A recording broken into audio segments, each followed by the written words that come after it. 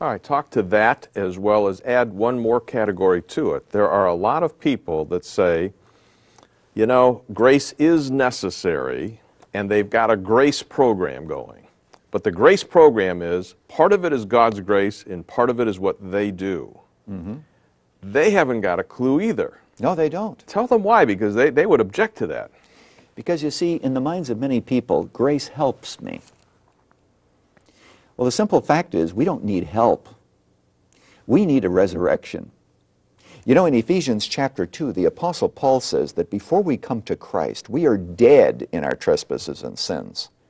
Now, imagine yourself walking through a cemetery, and you say, well, I'd really like these people who are in the cemetery, these corpses, to live.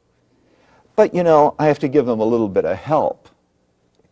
No, they don't need help. They need a tremendous miracle from the hand of God. They're beyond the need for help. And that's the way we are without Christ.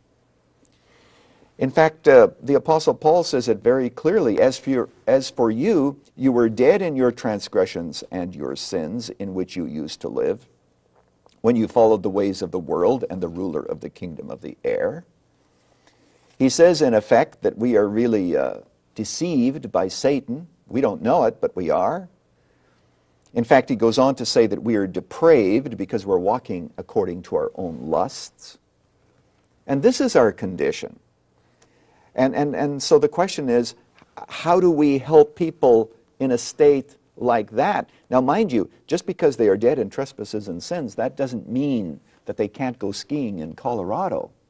That doesn't mean that they can't go grocery shopping or go to a symphony or enjoy life or listen to this program. They can do all of that. The one thing they cannot do, though, is give themselves life. That has to be from God.